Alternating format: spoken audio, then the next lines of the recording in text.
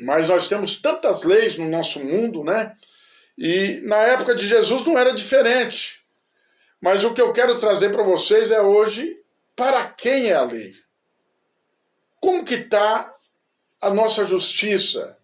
Como que anda nossa justiça nos nossos antepassados, lá de trás da época de Jesus? Como que o povo faz com que a justiça se cumpra na vida dele? Sabemos que no tribunal nós temos ali os nossos promotor de acusação, promotor de defesa, temos os nossos advogados de acusação, de defesa, temos também ali o júri, que é composto ali por mais de 7 pessoas, e temos o juiz, que ele dá a sentença.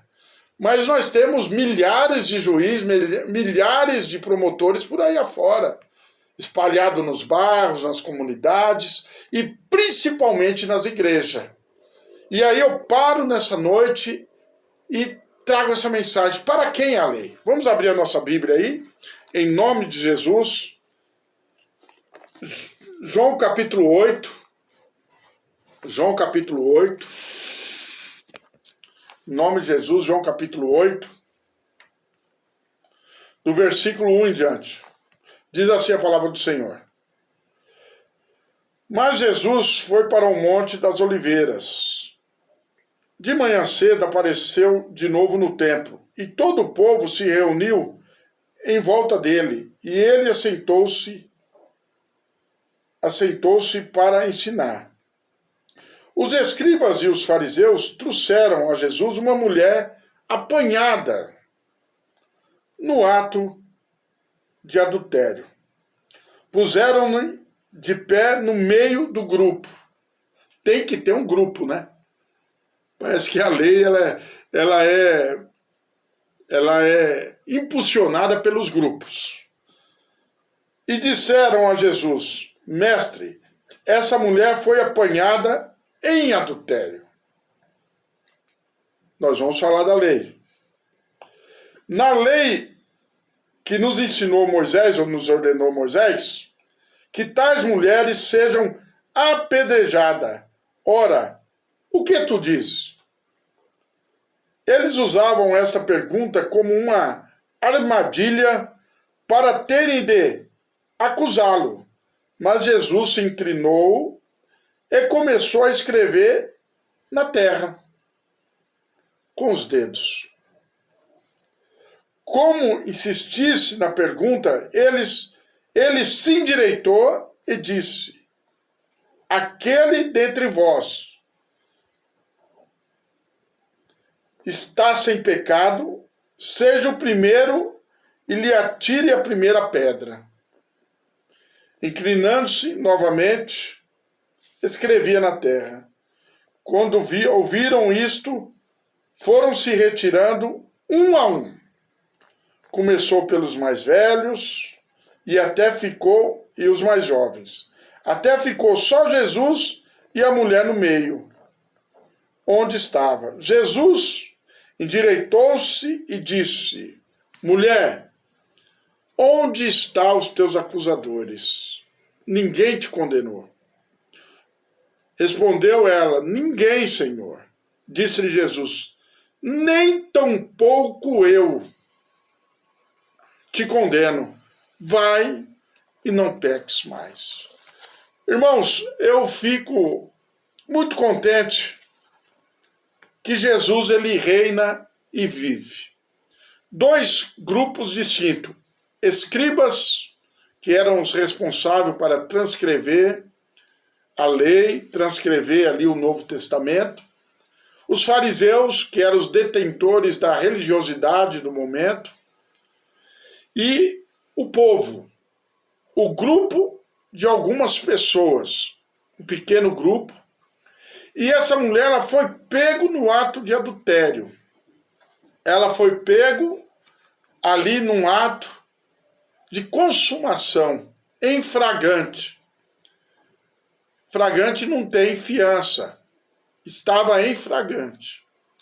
Levaram ela ali no templo, no meio, e colocaram Jesus ali. E chegaram para Jesus com essa história. E vamos abrir a nossa Bíblia aqui rápido para a gente falar um pouquinho de lei, de interpretação de lei, como que funciona. Porque falar aqui como nos ordenou Moisés. E ainda disseram, olha, como ordenou Moisés. E a Bíblia diz que Jesus, ele se inclinou, ele ali começou a escrever no chão. Vamos ver aqui Êxodo capítulo 20. Aleluia. Êxodo capítulo 20. Versículo 14, se eu não me engano, versículo 10. Diz assim: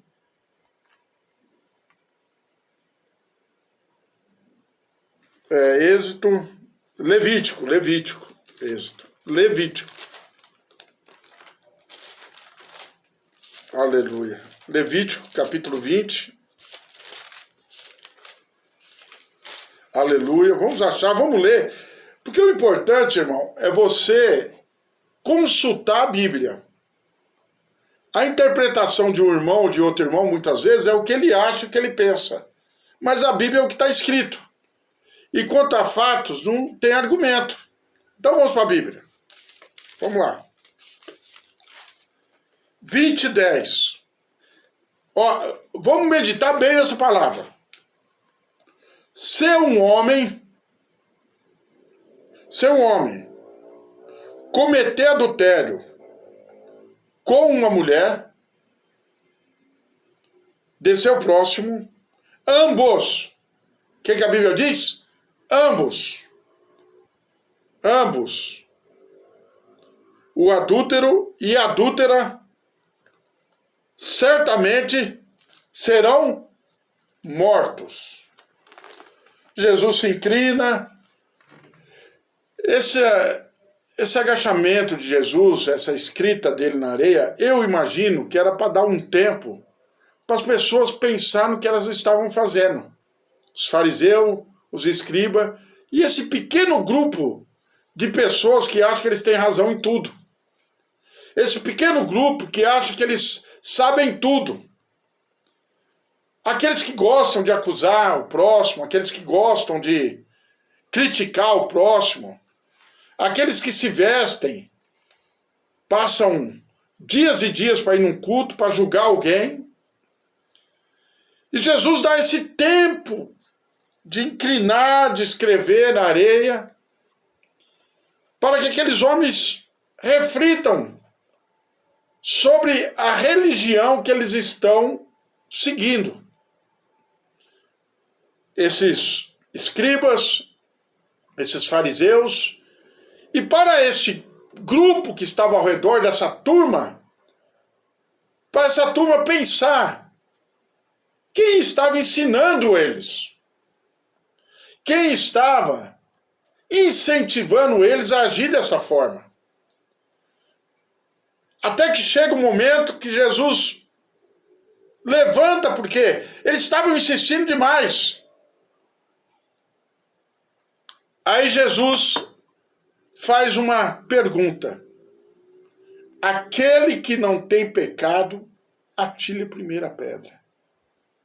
Eu paro aqui, eu fico imaginando que aqueles religiosos que estavam ali no templo, provavelmente eles não pecaram o dia todo. Meu irmão. Porque as pessoas pensam que pecar e não dá dízimo, não dá oferta. As pessoas pensam que não pecar é a pessoa simplesmente não ir para a igreja. Até aquele momento ali que eles estavam no templo, provavelmente eles não tinham pecado. O pecado foi quando eles acusaram aquela mulher. Mesmo aquela mulher que foi pega no ato de adultério. Ela não estava certa. Ela deveria ser corrigida. Mas o que anulou a lei foi a falta de provas. E qual que era a prova? A Bíblia diz que quando era pego no ato de adultério, o homem que era pego no ato de adultério, a Levítico, como nós lemos, ele e a adúltera deveriam ser mortos. Aí fica a pergunta, e fica o pecado deles todos. Cadê o homem? Cadê aquele irmão que ele dizima, que ele dá oferta alta na igreja, que ele erra, e o errado é aquele irmãozinho?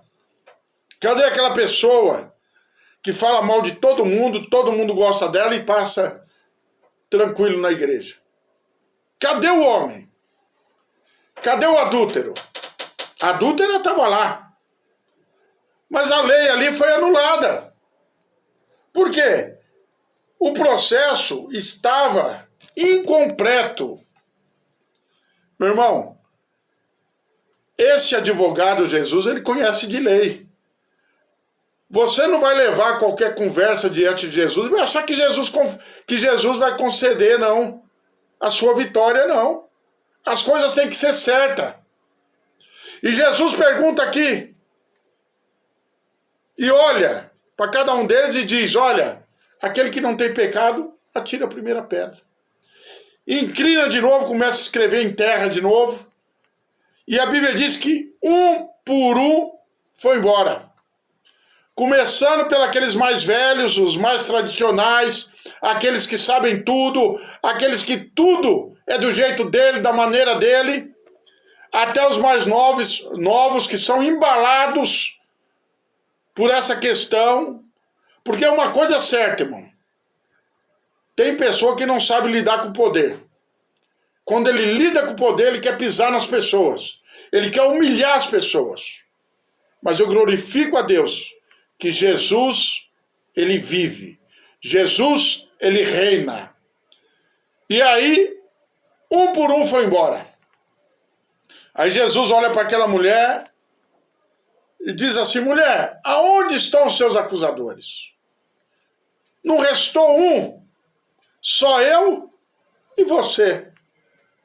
E eu também não te condeno. Mas aí tem alguns que falam, mas como Jesus não condenou uma mulher que está no ato de adultério?